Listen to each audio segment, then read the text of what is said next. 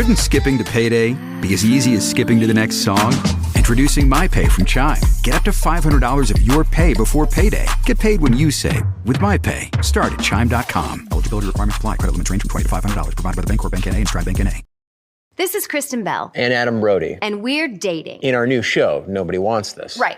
We're not really dating. No, in real life, we're married. Right. Married to other people, not each other. Oh, this is complicated. Right. It's just like our love lives in Nobody Wants This, a show about what happens when a bold and sometimes provocative podcast host finds her unlikely match in a sweet traditional rabbi. You can watch every episode of Nobody Wants This now, only on Netflix. This is Optimal Relationships Daily, the real reason you're still single, by Marc Katz of evanmarckatz.com. Hello, everybody, and welcome back to another Monday edition of Optimal Relationships Daily. I hope you all had a delightful weekend. And if you'd like to be your best in several areas of your life, from personal finance to health, be sure to hit the subscribe button in your podcast app and check out our wide variety of shows here in the old network. Now, on to the task at hand. Let's get right into today's post by Marc Katz and start optimizing your life. The Real Reason You're Still Single, by Marc Katz of evanmarckatz.com. There are two big problems in dating. One, you don't want the people who want you. Two, the people you want don't want you in return. Now take a look at those two problems. Which one do you think you can change? Most of us take the futile route of trying to change the second one. How do I make him like me? I'm exactly what he's looking for. He doesn't know what's good for him. But as we've established a few hundred times on this blog, you can't change anyone else's thinking. What you can change is you. To be fair, it's possible to make someone like you by becoming a more desirable catch. There's no doubt that a man who earns more money, gains more confidence, and gets more experience will have a more positive dating life. But he's not actually changing women, he's only changing himself. But increasing your dating options can be a risky proposition at best. Men can't always make more money. Women can't always lose weight. And as easy as it is to talk about gaining confidence and experience, most folks would rather sit on the sidelines and complain that the people you want don't want you in return. This is a waste of time. In fact, the easiest remedy for an ailing love life is to want the people who want you. It is anathema to suggest this, of course. Any conversation about opening up to more potential prospects lead us down the slippery slope to settling. And as the furor about Lori Gottlieb's Marry Him proved, nothing pisses women off more than the suggestion that they may be somewhat responsible for being single. But, to be crystal clear, it's not just women. There are tons of 38-year-old male Ivy League-educated lawyers who just can't find a single woman good enough for him. These guys, who are, like me, probably 7s in looks and 9s in intelligence, just can't help but to go for women who are 9s in looks but 5s in emotional intelligence/compatibility. One of the things that I have often thought is that none of these men would marry someone like my wife, even though my wife is, objectively, just about the coolest woman on the planet. They'd have the same objections I did. A little too old, not a Harvard grad, blah blah blah. The reason I'm bringing this up is that I made a choice to find an amazing partner and create an amazing life. And all I had to do was give up that image that I'd had of dating a woman who was just like me. If you're single and never find anybody good enough, chances are that you do the exact same thing. Today, I'm calling you out. Because if you've been dating this way for 5, 10, or 20 years, there's something that you're not seeing. And that something is this. If a 42-year-old man says that he's only attracted to 9s and 10s who are in their late 20s, that's fabulous. But if none of the 9s and 10s he covets are interested in him in return, it only makes sense that this man needs to recalibrate his dating options.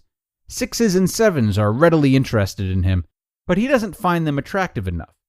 Without knowing this man, I think it would be clear that he's overestimating himself.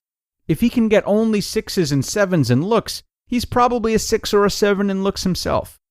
Therefore, if he ever wants to get married, it would probably make sense to start appreciating the 6s and 7s and choose the one that he's most attracted to, who shares the same values and can be his best friend for life. I'd think it would be hard to argue with that logic. So should it be any more controversial if we flip the genders around? If the 38-year-old woman MBA who owns her own condo, runs marathons, and can complete the Sunday New York Times crossword only like 9s and 10s, but those same men always A, prefer younger women, or B, ultimately break her heart because they're egotistical, selfish narcissists who only want younger women and aren't ready to settle down, should she keep holding out for them? Wouldn't it make much more sense to marry one of the devoted 7s who thinks she's the bee's knees? Apparently not, because that would be settling, and settling is bad. Therefore, all of these amazing men and women remain single indefinitely, because they will not settle. They would rather tilt at windmills trying to acquire a partner who doesn't want them, instead of realizing that the best partner for them is the one who wants them and values them and thinks they are a catch. And the culprit in all this? Our unrealistic expectations of how we see ourselves and of what we expect of our partners. If you price a candy bar at $100 and there are no buyers, you need to lower the price of the candy bar. If you think you deserve a certain kind of partner, not just someone who is rich, hot, and brilliant, but a rich, hot, brilliant partner who sticks around, and yet you've never gotten him, you need to start considering another kind of partner. The key is in letting go of the image you've been holding on to. Because real relationships aren't about credentials, they're about connection. And I truly believe there are thousands of people you can potentially be happy with, if only you didn't have such a rigid idea of what it looked like. Last night I was coaching a favorite client, Katie, who is part of Love U. Katie is 58 and never married. Of course, she never wanted to settle. After rebranding her on Match.com, she's getting a ton of attention and is being chased down by 2 men simultaneously. Tom is the brainy, charismatic one who talks about himself incessantly, sends template emails, and hasn't followed up in a week. Bill is a fun guy, makes her laugh, is a great kisser, and has followed up for 4 dates in 2 weeks. Katie wanted to know how to make Tom like her and how to get rid of Bill.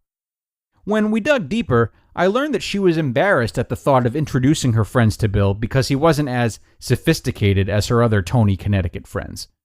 I asked Katie point blank, "Are you attracted to Bill?" "Yes." "Do you have fun around Bill?"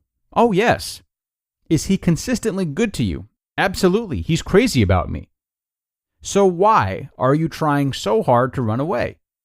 Because of what your friends think? Because Bill's not what you've pictured in your head for 58 years? "Yeah, kind of." I'm delighted to report that Katie is going out with Bill again, and I wouldn't be surprised if she settled her way into an amazing relationship.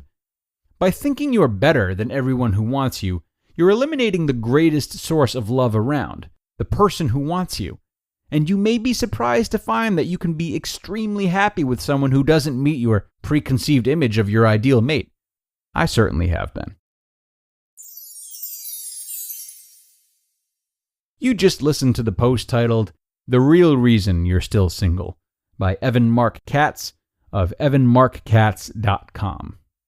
Introducing My Pay from Chime, a revolutionary new way to get paid. Let's say new dates to your favorite band's sold-out tour drop Tuesday, but you get paid Friday. Life doesn't wait for payday. With My Pay from Chime, you can get up to $500 of your pay before payday. No interest, no credit check, no mandatory fees. My Pay. Get paid when you say. Start at Chime.com. Eligibility requirements apply. Credit limits range from $20 to $500. $2 fee to get funds instantly. Provided by the Bancorp Bank N.A. and Stride Bank N.A. This episode is brought to you by Rakuten. If you're shopping while working, eating, or even listening to this podcast, then you know and love the thrill of the hunt. But are you getting the thrill of the best deals? Rakuten shoppers do. They get the brands they love with the most savings and cash back. And you can get it too. Start getting cash back at your favorite stores like Samsung, Expedia, and Sephora. And even stack sales on top of cash back. It's easy to use, and you get your cash back through PayPal or check. The idea is simple. Stores pay Rakuten for sending them shoppers, and Rakuten shares the money with you as cash back. Download the free Rakuten app and never miss a deal. Or go to Rakuten.com to start getting the most bang for your buck. That's RAKUTEN. Hey, it's me, the Quenchies. I'm that late afternoon craving you just can't shake. Wait, What's that? Welch's Grape Aid? No! Made with real fruit and no added sugar, nothing answers the call of the Quenchies like Grape Aid. Got the Quenchies? Grab a Grape Aid in your juice aisle. So this is a wonderful post, especially in the era of dating apps when the idea of settling seems sillier and sillier, as we are reminded constantly of all the dating options out there. Surely one must meet all my criteria, we think. So we likely only get pickier and pickier. Quick tip from me, if this is you or someone you know, try listing all of your desires in a potential partner, write them down. Then once you have the list, label some as negotiable and some as non-negotiable. Obviously, the more important ones go in the non-negotiable category, and the fewer of them you have, the better a chance you have at finding someone, because you're willing to flex. You are allowed to pass on people that don't meet all your non-negotiables. And if you can find someone that crosses off both non-negotiables and negotiables, fantastic. Just some food for thought. So, I will stop talking so you can go get to chewing on that food for thought. Thank you for being here, everyone. Thank you so much to Evan for another good post. I will see you all tomorrow, where your optimal life awaits.